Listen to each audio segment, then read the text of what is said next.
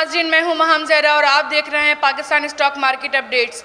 और मेरे साथ इस वक्त मौजूद हैं मोहम्मद सुफियान, जो कि स्टॉक मार्केट में इक्विटी डीलर हैं।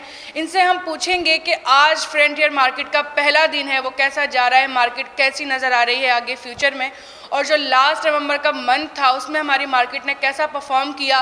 देखा जाए तो मार्केट का वैसे बहुत बुरा हाल देखा गया है, क्योंकि उसकी वजह से, मार्केट नीचे आने की वजह से हमारे इन्वेस्टर्स को काफ़ी नुकसान हुआ है और हमारे इन्वेस्टर जो हैं बहुत फंस गए हैं। तो इसके हवाले से भी हम पूछेंगे कि अब उनका क्या होगा, और उनको देखकर जो नए इन्वेस्टर्स हमारे हैं वो काफ़ी खौफज़दा हो गए हैं, तो वो मार्केट में इन कैसे होंगे।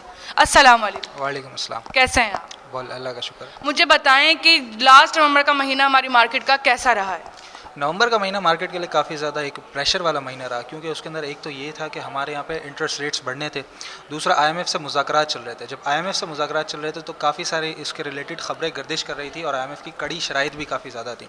अब उन शराइत की वजह से देखने में आया कि मार्केट काफ़ी ज़्यादा प्रेशर का शिकार है। और फिर सोने पर सुहागा ये हुआ कि जब मॉनेटरी पॉलिसी अनाउंस की गई तो उसमें 100 की जगह 150 बेसिस पॉइंट्स बढ़ा दिए गए, जो कि और एक बड़ा प्रेशर मार्केट के लिए लेके आया। तो नवंबर का महीना बहुत ज़्यादा एक कंसोलिडेटेड फेज़ में मार्केट रही, बहुत ज़्यादा रेंज बाउंड रही, काफ़ी एक प्रेशर रहा। बहुत सारे स्क्रिप्ट्स भी नीचे आए, जो एक 47,000 का हाई था वहाँ से काफ़ी ज़्यादा एक नीचे आई और 42,500 के करीब मार्केट को एक सपोर्ट एरिया मिला, और वहाँ से थोड़ी सी ऊपर आके फिर नवंबर की क्लोजिंग हमने देखा कि 45,000 से ऊपर हासिल हुई। तो नवंबर की अगर क्लोजिंग देखी जाए तो क्लोजिंग तो थोड़ी सी बेहतर थी। लेकिन फिर आपने बात करी कि आज फ्रंटियर मार्केट का आज पहला दिन है, तो पहला दिन कैसा रहा। तो पहला दिन भी प्रेशर में हमें देखने में आ रहा है, एक रेंज बाउंड से सिचुएशन मार्केट में नज़र आ रही है, क्योंकि कल जो इन्फ्लेशन के नंबर्स जो आए वो काफ़ी ज़्यादा भारी आए हैं। उसके अंदर डबल डिजिट्स में जो नंबर आए हैं, जो एक्सपेक्ट वैसे तो किया जा रहा था, लेकिन ये बेहतर चीज़ नहीं है मार्केट के लिए। इन्फ्लेशन, महंगाई का बढ़ना आवाम के लिए काफ़ी ज़्यादा प्रेशर लेके आता है। तो इसी वजह से हमने देखा कि आज की मार्केट एक प्रेशर का शिकार रह रही है। वॉल्यूम्स बहुत ज़्यादा कंसोलिडेटेड है, इंडेक्स प्लस की तरफ तो है, लेकिन वॉल्यूम्स के अंदर अभी भी श्रिंकनेस हमें नज़र आ रही है। दूसरा ये कि जो शिफ्टिंग होगी, जैसे कल इमर्जिंग मार्केट में सारी सेलिंग वगैरह ख़त्म हुई है, फॉरेनर्स की सेलिंग भी ख़त्म हुई है, तो अब ये जो शिफ्टिंग होगी तो यहाँ से ज़्यादा अब ब्लू चिप स्क्रिप्ट वो ज़्यादा चलेंगे, तो ब्लू चिप स्क्रिप्ट्स की तरफ लोगों को ज़्यादा ध्यान देना चाहिए। अब दूसरी बात आपने एक और कही कि जो इन्वेस्टर्स फंस चुके हैं तो वो निकलेंगे कैसे। तो इसके अंदर दो तीन चीज़ें एक तो होती हैं। एक तो फंसने के लिए पहले तो आपको फंसे क्यों, सबसे बड़ी बात, फंसा उसके अंदर होता है इंसान जिसमें उसने गलती की होती है। अब यहाँ पे ऐसा होता है कि जब मार्केट के अंदर प्रेशर आता है ना, तो बहुत सारे लोगों का यही होता है कि हम फंस चुके हैं। तो उसके लिए एक टूल जो बनाया गया है वो स्टॉप लॉस है। सबसे पहले तो आपको उस स्टॉप लॉस का इस्तेमाल ज़रूर रखना चाहिए अपनी किसी भी ट्रेड के अंदर। इन्वेस्टर्स की मैं बात नहीं कर रहा, मैं ट्रेडर्स की बात कर रहा हूँ। ट्रेडर्स को अपने ट्रेडिंग के दरमियान स्टॉप लॉस का इस्तेमाल ज़रूर रखना चाहिए। दूसरी बात ये रही कि कभी कभार कोई अचानक से बुरी खबर आ जाती है, जैसे टीआरजी के अंदर हुआ कि अचानक से आधी रात के अंदर वो खबर आई और सुबह फिर उन्हें बेचने का मौका ही नहीं मिला, लेकिन 2-3 दिन के बाद बेचने का मौका मिला, तो वहाँ पर आप अपना स्टॉप लॉस यूज़ कर सकते थे। फिर इसके अंदर तीसरी एक और चीज़ आ जाती है, उसके अंदर ये होता है कि आपने अगर अच्छे स्क्रिप्ट्स लिए हुए हैं, ऊपर की तरफ लिए हुए हैं, और वो नीचे आ जाते हैं मार्केट प्रेशर्स की वजह से, लेकिन उस स्क्रिप्ट के अंदर कोई भी नेगेटिविटी नहीं है, तो फिर जब वो नीचे आए तो उसमें से निकलने की ज़रूरत या स्टॉप लॉस की ज़रूरत नहीं होती। वहाँ पे फिर आपने और एक्यूमुलेशन करनी होती है। जब नीचे आता है तो फिर आपने फेजेस के अंदर और थोड़ा थोड़ा लेना होता है, ताकि ऊपर की जो आपकी एवरेज है वो नीचे आ जाए, मतलब कि जो हाई साइड की बाइंग है वो नीचे आके फिर आपके रेट्स एवरेज हो जाते हैं। तो फिर जब मार्केट दोबारा रिबाउंड होती है, दोबारा ऊपर की तरफ जाती है, तो आपकी बारी जल्दी आ जाती है। तो फिर यहाँ से निकलने में, जो फंस चुका है उससे निकलने में फिर और आसानी हो जाती है। जो न्यू इन्वेस्टर्स हैं वो इस वक्त मार्केट का रुख ही नहीं कर रहे हैं, क्योंकि अभी जो रिसेंटली मार्केट में टीआरजी का भी स्कैंडल हुआ था, उसकी वजह से मार्केट काफ़ी प्रेशर में आ गई थी, काफ़ी माइनस में आ गई थी। तो हमारे जो न्यू इन्वेस्टर्स हैं वो बहुत ज़्यादा खौफज़दा हो गए हैं, वो मार्केट की तरफ देखना भी पसंद नहीं कर रहे हैं, क्योंकि पुराने इन्वेस्टर जो हैं ऑलरेडी मार्केट में, उनको देख के कि वो बहुत लॉस में चले गए, उनको बहुत नुकसान हुआ है, वो फंस गए हैं। तो न्यू इन्वेस्टर तो उस वक्त सोच भी नहीं रहे मार्केट में आने का। उनके बारे में आपका क्या क्या है? नहीं, देखिए ऐसा नहीं है कि आप कह रही हैं ना कि वो यहाँ पे देख के डर गए। जो भी बाहर का बंदा होता है ना, उसे मार्केट के अंदर क्या पोजीशन चल रही है वो बिल्कुल साफ पता नहीं होती। जब तक आप स्विमिंग पूल के अंदर नहीं आएंगे तो आपको उसकी गहराई पता नहीं चलेगी। तो बाहर जो लोग बैठे हुए हैं ना, उनके लिए दूसरा एक एवेन्यू मौजूद है, वो है क्रिप्टो करेंसी का। वहाँ पे अकाउंट खोलना भी बहुत ज़्यादा आसान है, वहाँ पे आपकी एक्सेस भी बहुत ज़्यादा आसान है। कोई भी बच्चा हो, चाहे 18 साल से कम उम्र की एज का हो, अपने वालिद का, वालदा का शनाख्ती कार्ड दे के भी क्रिप्टो करेंसी में अकाउंट खुलवा सकता है। तो पहले स्टॉक एक्सचेंज के सामने कोई एवेन्यू मौजूद नहीं था, कोई दूसरी जगह आपके पास मौजूद नहीं थी, तो लोग स्टॉक एक्सचेंज में इन्वेस्ट करते थे या फिर फिक्स डिपॉजिट्स में या सेविंग सर्टिफिकेट्स में या गोल्ड में पैसा वगैरह जमा करते थे। लेकिन अब आपके पास ट्रेडिंग करने की जगह आ गई है, वो है क्रिप्टो करेंसी। तो ज़्यादातर रुझान खासतौर पर यंगस्टर्स का, जो यूथ हमारी, जिन्हें यहाँ पे इकट्ठा करना चाहिए मार्केटिंग के थ्रू। स्टॉक एक्सचेंज का ये काम है कि लोगों को लेकर आए, रोड शोज़ करे, मार्केटिंग ऐसी करे जिससे यहाँ पर इन्वेस्टर्स जमा हो। दूसरी बात, जब वो जमा होते हैं तो यहाँ पर रूल्स एंड रेगुलेशंस काफ़ी ज़्यादा हैं, काफ़ी ज़्यादा स्ट्रिक्टनेस है अकाउंट खोलने के मामले में। जब अकाउंट खोलने के मामले में आप जाते हैं तो वहाँ पे आपको हज़ारों चीज़ें मांग ली जाती हैं आपसे, बहुत जगहों पे साइन भी मांगे जाते हैं। हालांकि प्रोसेस तो ऑनलाइन हो चुका है, लेकिन उसके अंदर भी काफ़ी ज़्यादा डिफ़िकल्टीज़ हैं। अब इन्हीं डिफ़िकल्टीज़ की वजह से, क्योंकि लोग चाहते हैं ईज़ ऑफ डूइंग बिजनेस, आसानी से काम करना चाहते हैं। जब आसानी से काम की शुरुआत ही नहीं होगी तो फिर वो आसानी से काम करेंगे कैसे? अवेयरनेस यहाँ पे कम दी जाती है स्टॉक मार्केट की तरफ से, स्टॉक मार्केट इंतज़ामिया की तरफ से। तो आपके पास एक दूसरा एवेन्यू सामने मौजूद रहता है हमेशा।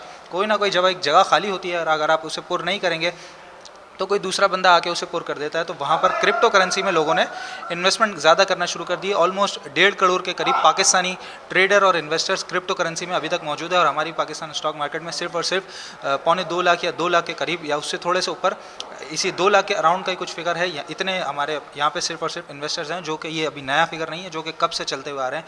और क्रिप्टो करेंसी जो कि 1.5-2 साल में ही पाकिस्तान में ग्रो की है, उसमें हमने देखा कि 1.5 करोड़ से ज़ायद लोग वहाँ पे रजिस्टर्ड अभी भी हो चुके हैं और अभी भी हो रहे हैं। और कंटिन्यू वहाँ की मार्केटिंग चल रही है। यूट्यूब्स पे काफ़ी सारे चैनल्स खुले हुए हैं, फेसबुक हो, टेलीग्राम हो, व्हाट्सएप हो, सब जगह पर काफ़ी इनके ग्रुप्स भी बने हुए हैं जहाँ पे काफ़ी ज़्यादा अवेयरनेस इसके रिलेटेड फैलाई जाती है। और सबसे आसान जो उसके अंदर चीज़ है, जो सबसे अट्रैक्टिव चीज़ मैं कहूँगा कि वो ईजी एक्सेस है लोगों का। तो यहाँ पर अगर आप ईजी एक्सेस करेंगे तो फिर नया इन्वेस्टर आसानी से दाखिल हो सकेगा। अच्छा, इन्वेस्टर्स के सबसे बड़ी शिकायत ये भी रहती है ब्रोकर्स को लेकर कि यहाँ के जो ब्रोकर्स हैं वो उनको सही गाइडलाइन नहीं प्रोवाइड करते। वो हमेशा से ये शिकायत करते हैं कि ब्रोकर ने अपने मफाद के लिए, अपने कमीशन के लिए हमें सही गाइडलाइंस नहीं दी, उसने शेयर परचेज़ किया और फिर सेल करवा दिया। हमारे यहाँ के जो ब्रोकर्स हैं वो लॉन्ग टर्म इन्वेस्टमेंट के बारे में क्यों नहीं बताते? देखें, ये तो होता है जब इंसान के एक गलत चीज़ पे फंस जाता है ना, जब कहीं पे फंस जाता है तो फिर वो खुद की गलतियां देखने के बजाय दूसरों को ब्लेम देना ज़्यादा जल्दी आसान चीज़ समझता है और ज़्यादा जल्दी उन्हें ब्लेम देता है। ये नहीं देखता कि मैंने खुद क्या गलती करी। जब भी आप स्टॉक मार्केट में आते हैं तो आने से पहले अपने पूरे दिन को स्कैन करें, अपने पूरे हफ्ते को स्कैन करें कि आपने क्या क्या प्रोडक्ट्स इस्तेमाल किए हैं, अपनी पूरी डेली लाइफ के अंदर क्या क्या प्रोडक्ट्स इस्तेमाल किए हैं। उन्हीं प्रोडक्ट्स की जो कंपनीज़ हैं वो यहाँ पर लिस्ट होती हैं। अब आपको लगता है कि एक कंपनी का प्रोडक्ट अच्छा है तो उस कंपनी के बारे में पढ़िए। जैसे यहाँ पर मैं बहुत अच्छी एक एग्जाम्पल दूंगा। लोगों के लिए ट्रांसपोर्टेशन का जो ज़रिया है पाकिस्तान के अंदर वो रिक्शा है, और रिक्शा हमारे यहाँ साजगार इंजीनियरिंग बनाता है। तो अगर आपको रिक्शे उसके नज़र आ रहे हैं जगह जगह पे साजगार इंजीनियरिंग के, तो आप उस रिक्शे के बारे में पढ़िए, उस कंपनी के बारे में पढ़िए। वो लिस्टेड कंपनी है तो उसके फाइनेंशियल्स वगैरह सब चीज़ें आपको बहुत इजीली उसकी वेबसाइट पर भी और स्टॉक एक्सचेंज की वेबसाइट पर भी मिल जाएंगे। तो आप जब तक अपने दिन को स्कैन नहीं करेंगे ना, पूरे दिन को या पूरे हफ्ते को स्कैन नहीं करेंगे कि क्या क्या हमने प्रोडक्ट्स इस्तेमाल किए और वो प्रोडक्ट कैसे हैं और उसकी कंपनी कैसी है, जब तक कंपनी के बारे में खुद नहीं जानेंगे और ये कहेंगे कि ब्रोकर मुझे बता दे और मैं ले लूँ और फ़ौरन से बढ़ जाए और तो अच्छा ब्रोकर अच्छा, और जैसे ही गिर जाए तो फिर ब्रोकर बुरा, ब्रोकर ने अपने कमीशन के लिए जो है वो हमें मरवा दिया। तो दूसरों को ब्लेम देने से अच्छा है कि खुद की जो इस्लाह है उस पर ज़्यादा काम किया जाए। वो ज़्यादा आसान चीज़ है, उसको करेंगे तो खुद बेहतरी आएगी और किसी के डिपेंडेंट आप नहीं रहेंगे। ऐसा ज़्यादातर इसलिए भी होता है क्योंकि हमारे पाकिस्तान में स्पेशली फाइनेंशियल एजुकेशन की बहुत कमी है। लोग दूसरों की बातों पे भरोसा करके दूसरों पे डिपेंडेड होकर ज़्यादा बेहतर तरीके से काम करना समझते हैं। हालांकि उनको ये चाहिए कि वो खुद पहले फाइनेंशियल एजुकेशन हासिल करें और पढ़ें, हर चीज़ को देखें समझें, ना कि आप ब्रोकर ने बोल दिया तो उसके ऊपर चलें। हमारे यहाँ के इन्वेस्टर सबसे बड़ी गलती यही करते हैं कि वो ब्रोकर पे पूरी तरह से रिलाय कर जाते हैं कि ब्रोकर बोल रहा है ऐसा करें वैसा करें, जो भी करना है ब्रोकर पे, और अगर फ़ायदा होगा तो ठीक, नुकसान होगा तो उसी ब्रोकर को फिर वो गालियाँ भी देते हैं। मैंने खुद स्टॉक मार्केट में कितनी बार ऐसा देखा है कि इन्वेस्टर आके ब्रोकर्स को लिटरली गालियाँ दे रहे होते हैं कि उसने जो है ना वो डुबा दिया, ये हो गया वो हो गया। तो अभी फ़िलहाल जो हमारे न्यू इन्वेस्टर्स हैं जो नहीं आ रहे मार्केट में, उनके लिए ये वक्त कैसा है, ये टाइम पीरियड कैसा है, क्या उनको इस वक्त मार्केट में आना चाहिए इन्वेस्टिंग के लिए? देखिए, मार्केट का टाइम हमेशा अच्छा होता है इन्वेस्टमेंट के लिए। इन्वेस्टमेंट का टाइम हमेशा अच्छा होता है। उसमें ऐसा होता है कि जब भी आप इन्वेस्टमेंट करते हैं तो हमेशा एक तो एक साथ इन्वेस्टमेंट आपने नहीं करनी होती। जितने भी आपके इन्वेस्टमेंट के पैसे हैं ना, उसके टुकड़े करने होते हैं, टुकड़े टुकड़े करके कुछ कुछ चीज़ों में, मतलब जो एक आसान सी कहावत है कि एक बास्केट के अंदर सारे अंडे नहीं रखने चाहिए, तो आपने थोड़े थोड़े करके कुछ कुछ कंपनीज में पैसे लगाने। दूसरा कि टाइम अभी का सही है कि नहीं है, बहुत अच्छा टाइम है, क्योंकि हमारी जो मार्केट अभी पिछले वक्तों में बढ़ी है वो कोरोना वायरस का जो पूरा पीरियड था उसी के दरमियान ही बढ़ी है। जब बहुत ज़्यादा गिर गई थी तो लोग यही कह रहे थे कि इस मार्केट से भाग जाओ, ये तबाह कर देगी, मार्केट बहुत ज़्यादा नीचे आ चुकी है, लोग बहुत ज़्यादा पैसे आ चुके हैं। लेकिन फिर सामने कोई एवेन्यू मौजूद नहीं था, कोई भी दूसरा काम करने की जगह लोगों के पास मौजूद नहीं थी, पूरी दुनिया बंद थी, मार्केटें सब बंद थी, सिर्फ स्टॉक मार्केट उस वक्त खुली हुई थी। तो आहिस्ता आहिस्ता लोगों ने कुछ अपना पैसा, कुछ जमा पूंजी यहाँ पे लगाना शुरू की, कुछ ट्रेडर्स आए और मार्केट बढ़ना भी शुरू हुई। क्योंकि हमारी जो रिकवरी थी, पाकिस्तान की जो रिकवरी थी कोरोना वायरस में, वो पूरी दुनिया में सबसे बेहतर रिकवरी पाकिस्तान की रही है। और अभी जो वायरस आया है, जो वायरस का वेरिएंट आया है नया, ओमिक्रॉन के नाम से आया है, उसके अंदर भी हम देख रहे हैं कि इंटरनेशनल मार्केट्स में काफ़ी ज़्यादा प्रेशर है। अच्छा, उस वायरस को लेकर भी जो है हमारे इन्वेस्टर्स नहीं आ रहे हैं कि आगे इन फ्यूचर वो वायरस बढ़ा तो स्टॉक मार्केट बंद भी हो सकती है, जैसे कोरोना वायरस के दौरान में भी हुआ था? नहीं, बंद कभी भी नहीं होगी। नहीं, मतलब माइनस में आ सकती है। माइनस में आ सकती है, तो उसका मैंने शुरुआत में आपको बताया ना कि इन्वेस्टमेंट एक साथ नहीं करनी, टुकड़ों टुकड़ों में करनी है। ऊपर है मार्केट, आपको लगता है कि अभी अगर 45,000 बहुत हाई एक इंडेक्स है, तो आप थोड़े पे, आपने लाख रुपए लगाने, आप 20,000 रुपये लगाइए, फिर थोड़ी नीचे आए तो फिर 20,000 रुपये लगाइए, टुकड़े करके लगाइए। और जब ओमिक्रॉन आया है, अभी वेरिएंट जो नया आया है, उसकी वजह से काफ़ी प्रेशर होता है मार्केट्स में, पूरी दुनिया भर में काफ़ी प्रेशर होता है, खासतौर पर इंटरनेशनल मार्केट्स जो नीचे आ जाती हैं, तो उसको देख के लोगों के अंदर घबराहट तो होती है। लेकिन इसी घबराहट के अंदर ही इन्वेस्टमेंट का टाइम होता है, क्योंकि जहाँ सब बेच रहे होते हैं वहाँ आपने लेना होता है। बिल्कुल चीप रेट्स पर आपको चीज़ें मिल रही होती हैं, तो आप बिल्कुल सस्ती अगर बाइंग करेंगे और फिर उसे हाई रेट्स पर बेचेंगे तो आपके लिए मुनाफे का ही बाइस है। बस आप इन्वेस्टमेंट किस तरीके से करते हैं और किस वक्त पे करते हैं वो आपके अपने ऊपर है, वो कोई आपको गाइड नहीं कर सकेगा। और कौन से सेक्टर में करते हैं ये भी बहुत इंपॉर्टेंट। अच्छा, इस वक्त अभी आज के जो फ्रंट एंड मार्केट का आज पहला दिन है, आप इन फ्यूचर में कौन से ऐसे सेक्टर्स हैं जिनमें इन्वेस्टर्स, जो न्यू इन्वेस्टर्स हैं, जो हैं ऑलरेडी इन्वेस्टर, उनको बाइंग करनी चाहिए? सबसे पहले तो देखें, फ्रंटियर में हो, इमर्जिंग में हो या ना हो, उससे कोई फ़र्क नहीं पड़ता। किस सेक्टर में इन्वेस्टमेंट करनी चाहिए उस पर मैं आता हूँ कि सबसे ज़रूरी जो सेक्टर पूरी दुनिया के लिए होता है वो होता है बैंकिंग सेक्टर। बैंक्स के अलावा किसी भी मुल्क की, किसी भी कंपनी की, किसी भी घर की इकोनॉमी चल ही नहीं सकती। इवन कि आपने बच्चे की स्कूल की फ़ीस भरनी होती है तो वो भी अब बैंक के थ्रू ही होता है, आपका मोबाइल का बैलेंस भी अब बैंक के थ्रू ही आता है।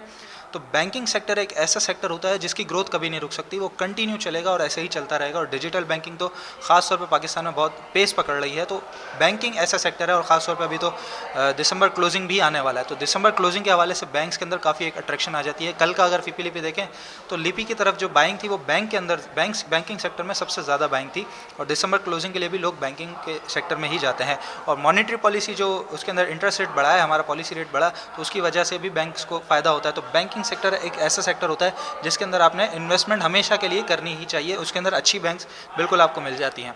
उसके बाद जो दूसरा सेक्टर मैं आपको रेकमेंड करूँगा वो है टेक्नोलॉजी सेक्टर। कोरोना वायरस के दरमियान जो भी पूरा साल गुजरा, जो भी पूरे 2 साल गुजरे पूरी दुनिया के लिए, उसके अंदर लोगों ने देखा एक तो फार्मास्यूटिकल सेक्टर की कितना ज़्यादा फुकदान था, वो बात अलग है। दूसरा हम देख लेते हैं कि यहाँ पर टेक्नोलॉजी सेक्टर ने बहुत ज़्यादा ग्रोथ की, क्योंकि वर्क फ्रॉम होम का सारा सिस्टम चल रहा था, डिजिटल बैंकिंग आ चुकी थी, सारी चीज़ें ऑनलाइन हो चुकी थी, वर्चुअल मीटिंग्स हो रही थी, वर्चुअल कॉन्फ्रेंसेस हो रही थी। तो टेक्नोलॉजी ने बहुत ग्रोथ की, और टेक्नोलॉजी अभी भी बहुत ज़्यादा ग्रोथ की करेगी। पाकिस्तान के अंदर जो अभी हम पिछले 6 महीने से खबरें सुन रहे हैं कि काफ़ी सारे स्टार्टअप्स के अंदर फंडिंग, फॉरेनर फंडिंग काफ़ी आ रही है, तो हम देख सकते हैं कि पाकिस्तान का फ्यूचर टेक्नोलॉजी के अंदर बहुत ज़्यादा ब्राइट है। तो बैंकिंग सेक्टर के बाद दूसरा ऐसा सेक्टर जिसमें आपने इन्वेस्टमेंट करनी हो वो टेक्नोलॉजी सेक्टर होगा। Thank you so much Mohammad Sufiyan, आपने बहुत अच्छी गाइडेंस दी। आपने देखा, मुझे उम्मीद है कि आपके काफ़ी सारे कॉन्सेप्ट और काफ़ी सारे सवालों के जवाब आपको इस वीडियो में मिल गए होंगे। तो घबराने वाली बात नहीं है इन्वेस्टर्स के लिए, बिल्कुल भी वो इन्वेस्टमेंट कर सकते हैं स्टॉक मार्केट में और उससे फ़ायदा भी उठा सकते हैं। उम्मीद करती हूँ कि आपको वीडियो पसंद आई होगी। इंशाल्लाह आपसे फिर मुलाकात होगी एक नई वीडियो के साथ। तब तक के लिए अल्लाह हाफ़िज़।